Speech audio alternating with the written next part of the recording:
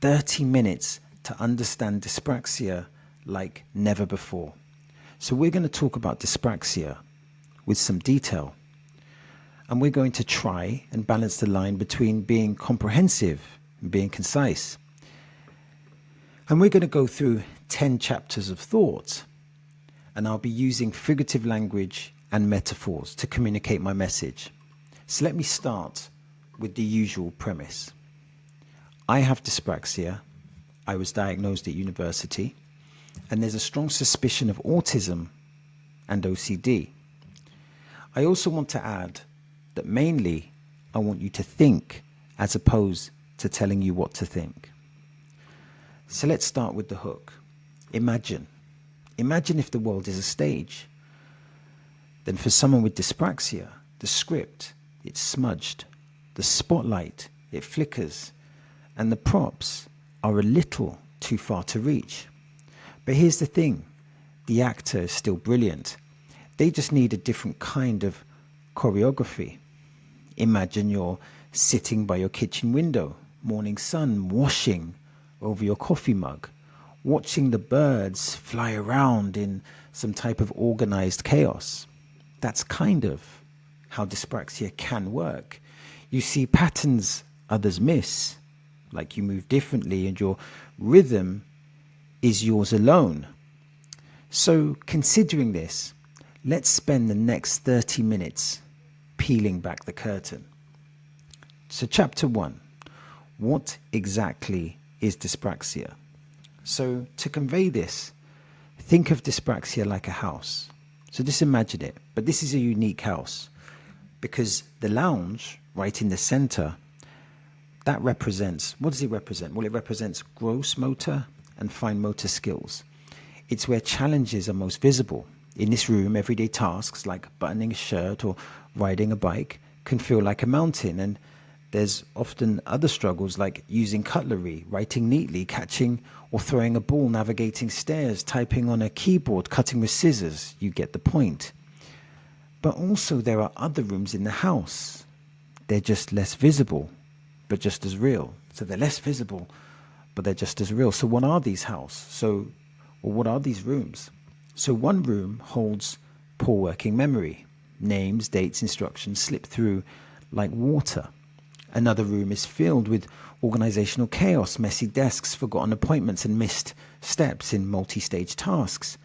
Yet, if you explore a little bit deeper, just a little bit deeper, you'll find the hidden beauty of this house, and that's why it's unique. There's a room, for example, of vibrant creativity, bursting with ideas, storytelling, and unconventional thinking. Another room is for creative problem solving, where the ability to think outside the box actually becomes a superpower.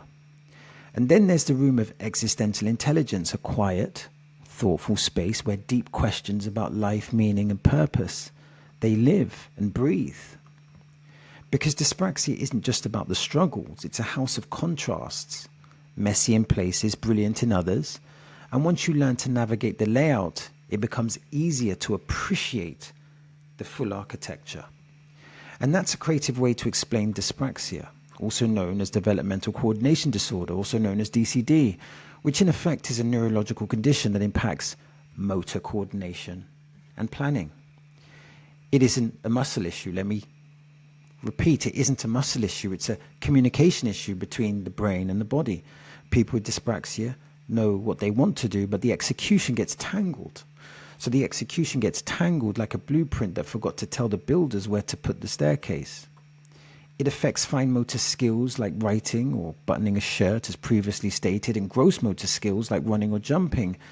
But it also affects organizational thinking, speech, and sometimes memory. But there's also these other great aspects, potential aspects like creative thinking, out-of-the-box thinking, existential intelligence, etc. And let's clarify what dyspraxia isn't. It isn't laziness. It isn't low intelligence. And it certainly isn't something you can just grow out of. Why? Why can't you grow out of it?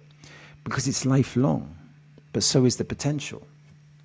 So here are 3 questions to consider when we talk about dyspraxia. Question number 1, what everyday tasks do you find more difficult than others? And why might that be? Question number 2, How might someone's strengths in creativity or problem solving help them navigate a world not built for their way of thinking? And finally, question 3. What's the difference between knowing what to do and being able to do it? So now let's move on to chapter 2, which is the signs and symptoms you might be missing, another important element of dyspraxia. And again, we're going to get figurative. Picture a Sunday dinner.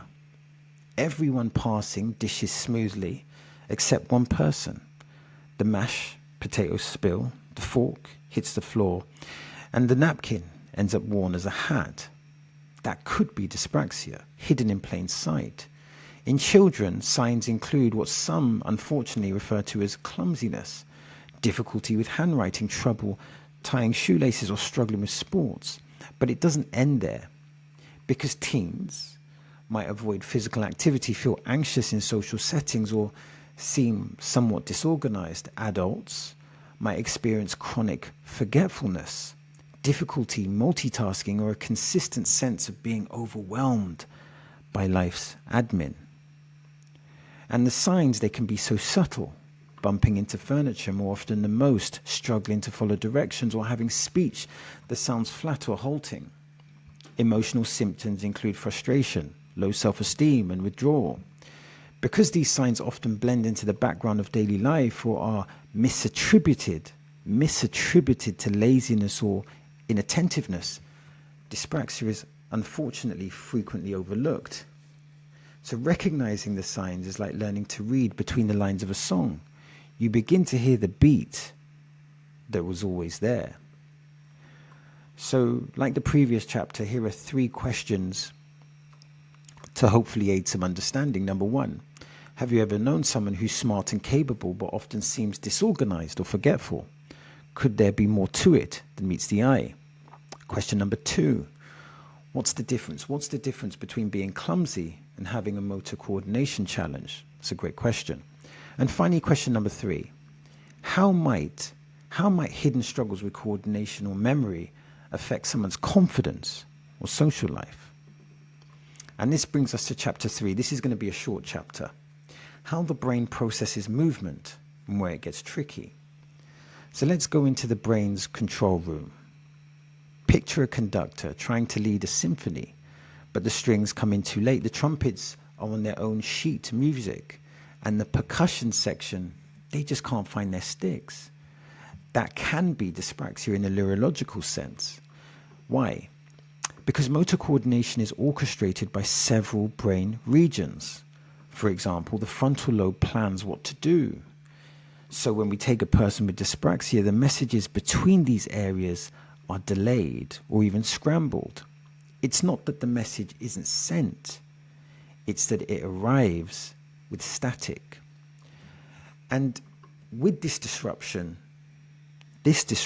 it affects how movement is planned, and it also affects how it's executed. So what does this mean in a practical sense? Everyday tasks. What are everyday tasks? Well, brushing teeth or tying shoelaces. That requires precise, timed sequences. But for someone with dyspraxia, the brain has to consciously think through what should be automatic. And of course, that's exhausting. That's very exhausting. So when people ask, why can't you just do it? The answer is, they are.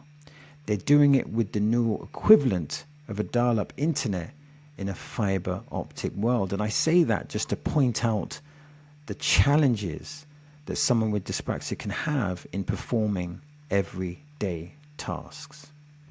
So now let's move to chapter 4, which is the power of language, talking about dyspraxia respectfully. Now the premise here is that words matter, because the way we talk about dyspraxia and neurodivergence more broadly, this shapes how individuals are seen, how they see themselves, and how the world responds to their needs, and how the world responds to their strengths. So when speaking about neurodivergent identities, you'll notice 2 common styles, and the question would be, what are those 2 common styles? So we have identity first language, and then we have person first language. What does this all mean? Let's give some examples. Let's first define identity first language in some type of context.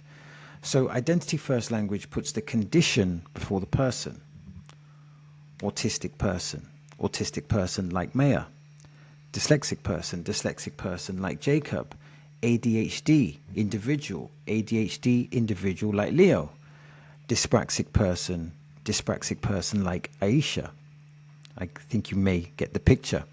But what's person first language? So person first language puts the person before the condition. Let's give an example. So a person with autism. Maya, a person with autism.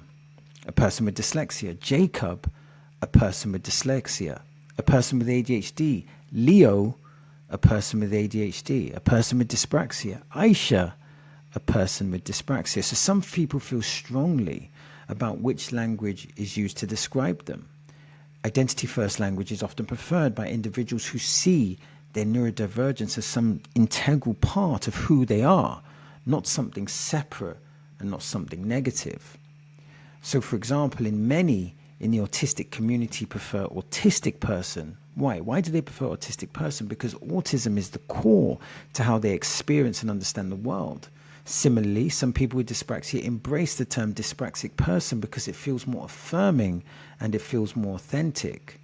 So others prefer person first language because it emphasizes humanity. So there's some variation here, but I think it's important to have the awareness of what it means. What does it mean to be, what does it mean to be identity first language or person first language? And then the next question is which one to implement appropriately.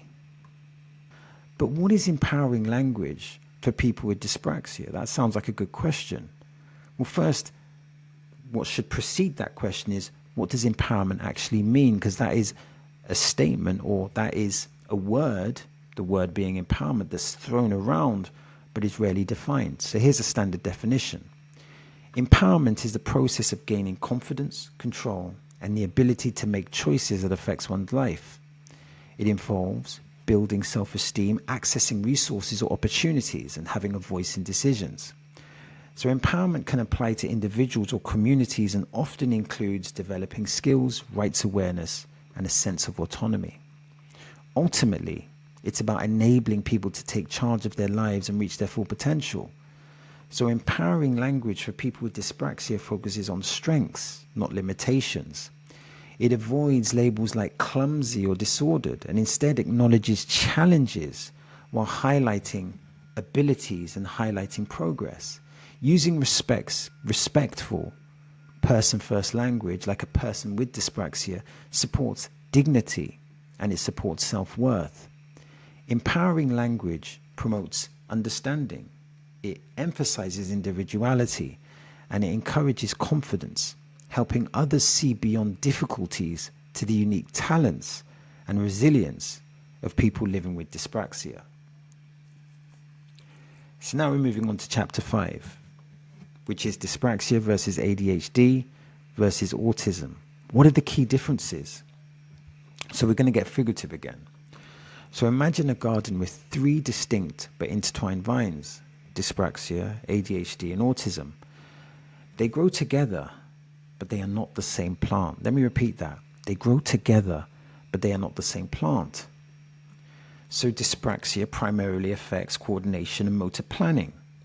ADHD affects attention regulation, impulsivity, and hyperactivity. Autism involves social communication difficulties, sensory sensitivities, and restricted or repetitive behaviors.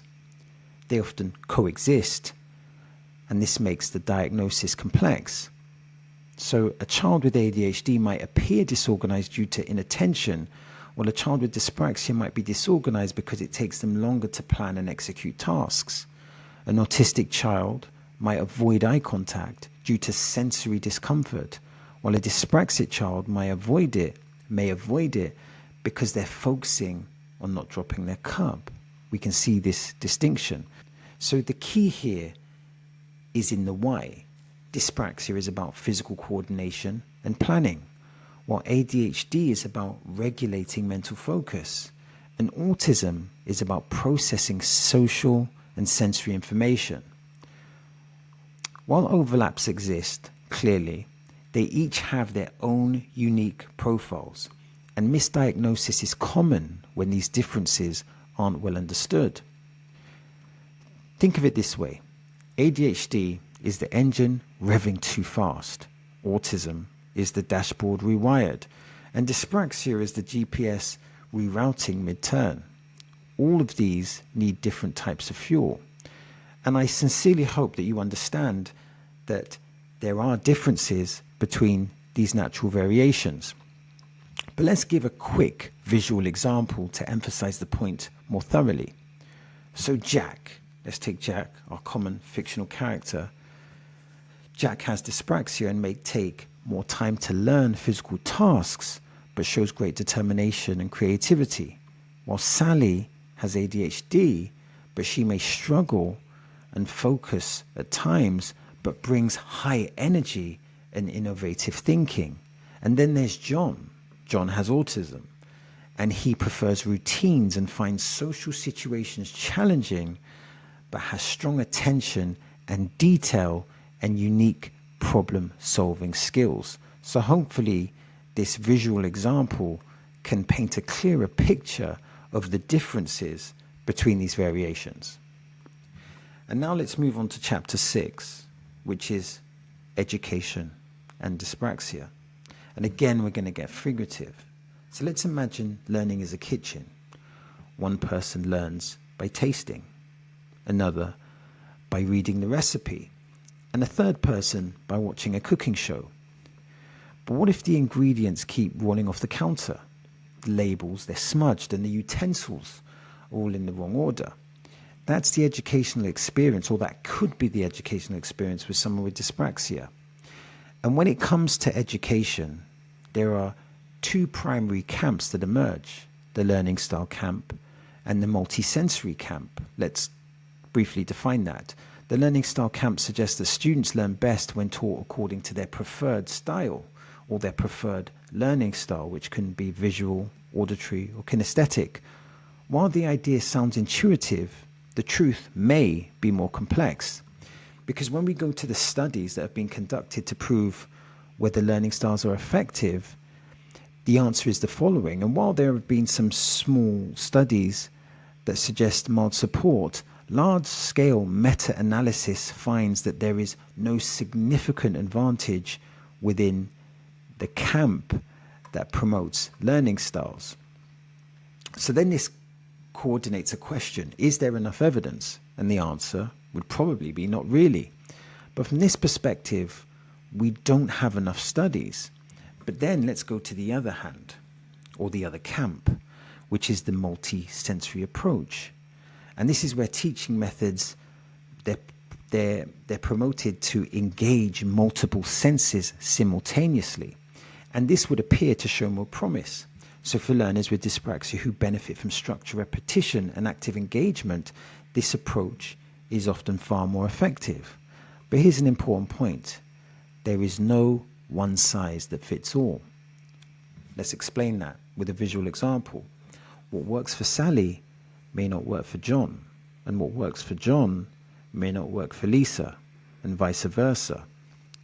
So this means it's important that the educational system is not lazy when it comes to empowering people with dyspraxia. Remember, we defined empowering earlier, or we defined what empowerment meant earlier. So of course, there is some context here, so let me explain. The first thing is that not every school is the same. For example, the education system differs from one school to another. Let's do a brief breakdown. So school A may be great at identifying and supporting dyspraxia, but school B may be good at identifying dyspraxia, but not be as good as providing solutions. And school C may struggle in both areas. Obviously, this is a very basic narrative bias, but the point is, there are many different moving parts, and there are other nuances as well. For example, you can have great educational institutions with bad teachers, and you can have bad educational institutions with great teachers. And of course, there's more questions to ask. What is a great teacher? What is the distinction between a bad teacher, a good teacher, and a great teacher? And of course, there are other variables when we're looking at, the current economic situations and the individual budgets of each school. And in Britain, of course, you have the contrast between public and private schools. So another question here, when it comes to dyspraxia, is that what do we need to make education better for people with dyspraxia and for people that are neurodivergent? Because clearly we need to make it better for people that are neurotypical, we need to make it better for people that are neurodivergent, and we also need to make it better for people that have dyspraxia.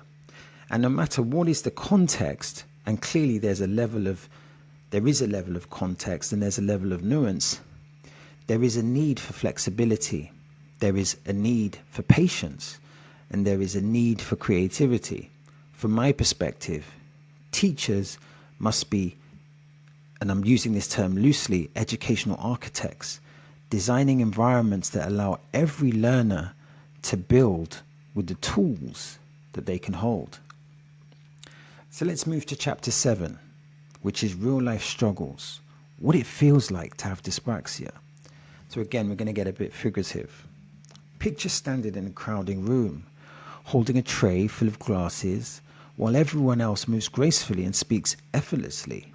You, however, bump into the table, spill the juice, forget why you entered the room and can't seem to get a word in. Again, this can be dyspraxia. Emotionally, of course, it's frustrating.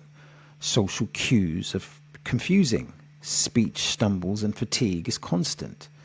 Let's take John, a 23-year-old with dyspraxia. He often finds parties exhausting. He misjudges space, which would be known as having, spatial awareness, interrupts unknowingly, and can't read facial expressions. And what is the result of this? The result of this is awkward silences and loneliness. And people with dyspraxia, let's make this caveat, can thrive socially. But I would argue that they can thrive socially with the right guidance. And this leads to a good question. What is the right guidance? Well, let me give some suggestions. Books like How to Win Friends and Influence People, they offer practical frameworks. Observing and imitating socially intelligent people is another tool in the toolbox. But then this leads to other questions, like how do we find these people, or how do we find the socially intelligent people, the right people?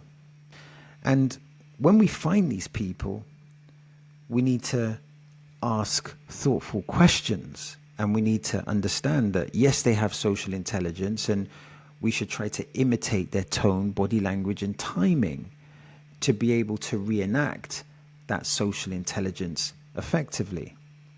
Because with support and effort, social grace becomes less of a dance in the dark and more of a practice waltz.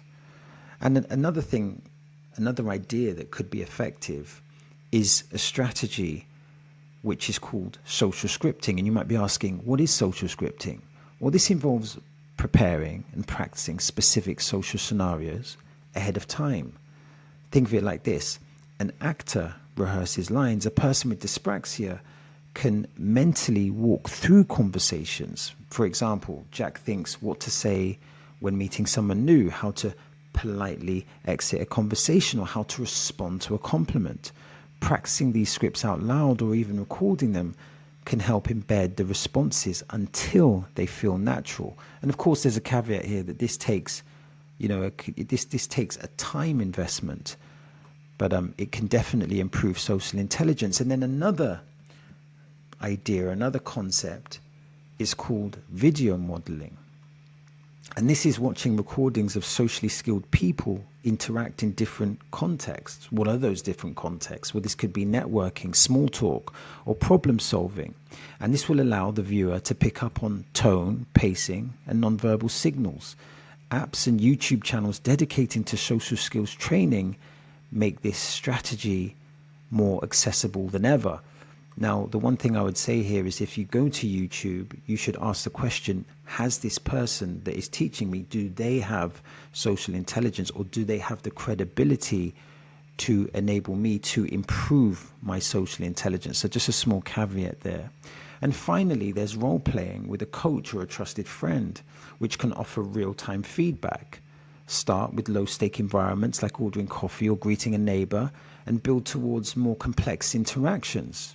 Reflect on what went well and tweak the script as needed, because over time this conscious learning transforms. It transforms into an unconscious skill, replacing fear with fluency. Now remember, building social intelligence isn't about becoming someone else. It's about giving yourself the tools to express your best self with clarity and confidence. So if your social intelligence is a 2, you're trying to learn new information or practice new skills to get it to a 7, an 8, a 9, and eventually a 10. So now let's go to chapter 8, diagnosis, why it's often missed. So let's get figurative again. Trying to identify dyspraxia can feel like searching for an invisible needle in a haystack, especially when no one even told you to look for it in the first place. Considering this, why is dyspraxia so frequently missed? It's a valid question. And there may be several reasons for this. Economics can obviously play a major role.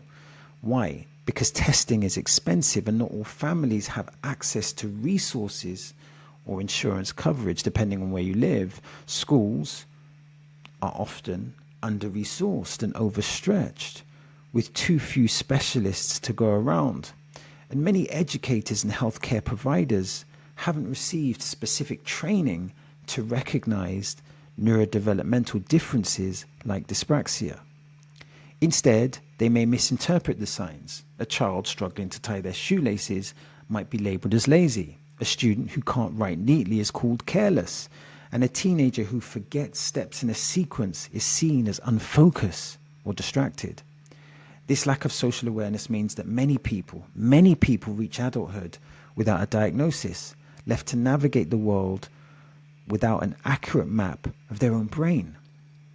Often the diagnosis doesn't come until college or the workplace, when the pressure to perform independently becomes too much. And that's when the cracks start to show and when many finally seek answers. And it shouldn't be this way, and it doesn't have to be this way. Early diagnosis can change lives. The sooner someone understands how their brain works, the better they can adapt, the better they can advocate for themselves, and hopefully the better they'll be able to find resources and access support. To get there, or maybe we should ask the question, how do we get there? Well, institutions need to sharpen their radar. We need to train teachers and healthcare professionals to spot the early signs. We need improved public health screening and affordable, accessible assessments. Clearer referral pathways must be built so that no child gets lost in the system. And above all, we need to talk about dyspraxia more.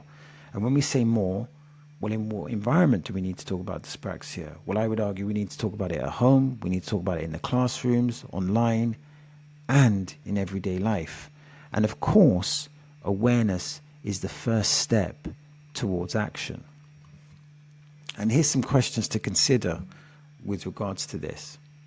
Have you ever seen signs of dyspraxia in someone you know, but didn't recognize them at the time? And what would it look like if every school had access to a dyspraxia-trained specialist? How can we make diagnosis more equitable and accessible for everyone? And finally, why do you think society is quicker to recognize some neurodivergent traits over others? So now we're heading to chapter 9, which is tools, tips, and technologies that can actually help. But first, let's talk about solutions, because this isn't just about awareness. Because awareness is not effective if we don't have solutions. Surely, life, or a part of life, is about awareness and solutions. And when these things are combined, the awareness with the solutions, it can create the perfect matrix, for want of a better word. So again, let's get figurative. Imagine starting your workday with your to-do list already sorted, emails pre-drafted, and a voice assistant reminding you to eat lunch or before you've even sipped your first coffee. For someone with dyspraxia, this kind of setup isn't just helpful, it's liberating. It's like walking into a room where the furniture has finally stopped moving. In just a few weeks of adopting the right tools, many people with dyspraxia report a sense of breathing room, like their brain has been granted a personal assistant. Tasks that once pile up like laundry on a chair now find themselves folded neatly into systems, reminders, and automations. So let's talk about these tools. So we have Trello and Asana. I hope I'm pronouncing that right. So virtual task managers, so these are visual task managers, that use cards and boards. They have color coding and checklists to help break the week into manageable pieces. Let's give an example. So Jack uses Trello by creating separate boards for school, chores, and personal goals. What does this do? This gives him a clear visual structure that helps reduce overwhelming activities. So let's talk about Notion. Notion is a customizable workspace for notes, routines, calendars, and to-do lists. It adapts to personal workflows. So let's give an example. So Sally uses Notion. Why? Why does she use Notion? She uses it to build a dashboard that includes daily routines, quick jot idea spaces, and homework trackers. This keeps her engaged and focused in one central place. And then we have something called Todoist. What is Todoist? It's a simple app that prioritizes tasks and creates reoccurring reminders, which means less thinking and more doing. Let's give an example. So Jack uses Todoist to schedule his day with recurring tasks like pack bag or practice handwriting, so he doesn't have to rely on memory alone. These tools can turn abstract intentions into visible action. And then we quickly go into the next section of this, which is AI as a cognitive co-pilot. And AI tools, to me, are very effective in managing many things. And this can help neurotypical people and neurodivergent people. So let's give a quick list. So ChatGPT, this can help draft emails. It can help organize thoughts. And it can also help you summarize content, which is ideal for when sequencing or memory is a challenge. So also we have voice to text tools. Google Docs, voice typing, or Dragon Naturally Speaking can bypass fine motor demands, which eases writing. And then we have Grammarly, which can assist with clarity and editing, reducing the cognitive load of written communication. And of course, we can have AI scheduling assistants. Apps like Clockwise or Motion Plan Your Day can adjust meetings to protect focused time. So then the next part I want to talk about in this section is reasonable adjustments, and I'll just be brief here. Because reasonable adjustments are changes made to remove barriers for individuals with quote-unquote disabilities, helping them thrive in education or the workplace. And these can include flexible hours, assistive technology, or task modifications. Let me give a visual example. So let's take Jack. Jack has dyspraxia, and he uses speech-to-text software to manage written reports at his job. This adjustment allows him, i.e. allows Jack, to focus on the content without being slowed down by handwriting or typing difficulties. And this enables him to perform at his best. So all these tools, they don't erase dyspraxia. That's an important point. They don't erase dyspraxia, but they can amplify strengths and ease challenges. They help individuals participate fully, create confidently, and move through life with less friction. Here's an important point. Productivity isn't about doing more. Productivity isn't about doing more. It's about doing what matters with clarity and with flow. And for people with dyspraxia, that flow is closer than ever. So now we're going to go to chapter 10, how to support someone with dyspraxia. So dyspraxia, as we've stated, it affects motor coordination and sometimes planning, organization and speech, etc. And it varies from person to person. Again, to re-emphasize, it's not a one-size-fits-all approach. However, here's some thoughtful and consistent strategies that could make a difference. So here we're going to separate this into do's and don'ts. And obviously there may be contexts where certain things can be different, but this is just a general guide. So the first thing is to be patient, to understand that tasks might take longer and frustration can build quickly. So it's important to be patient. Break down instructions. So this means giving step-by-step guidance, making things easier to process and less overwhelming. Celebrate effort. Progress doesn't always look like perfection, so acknowledge the hard work it takes to accomplish tasks, no matter the outcome. And offer visual or written support. Diagrams, checklists, or simple written directions can reinforce verbal instructions and help with memory. And ask them what they need. That's a really important one. So rather than assume, take the time to ask what support is most helpful. So these are some general don'ts.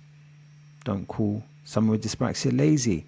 Dyspraxia is not about lack of effort. What might seem easy for others may take significantly more mental and physical energy for someone with dyspraxia. Don't rush and don't interrupt. Giving extra time shows respect and allows the person to complete tasks at their own pace, which reduces anxiety. And don't dismiss their challenges. Just because a difficulty isn't visible doesn't mean it's not real. Validation is powerful. So true support, it empowers. It fosters independence, it celebrates progress, and treats every step forward, no matter how small, as a victory worth recognizing. So in conclusion, understanding dyspraxia is about seeing people differently, but not as less, because there's a distinction between different and less. To speak figuratively, everyone moves at their own rhythm. Some glide, some stumble, but with the right stage, spotlight, and choreography, everyone can perform. So next time someone fumbles, pause and consider to offer grace, and maybe even consider a script written in their language. Now, if you want to know more about dyspraxia, click here or click here. And if you want to know what we're up to, then check the YouTube description box.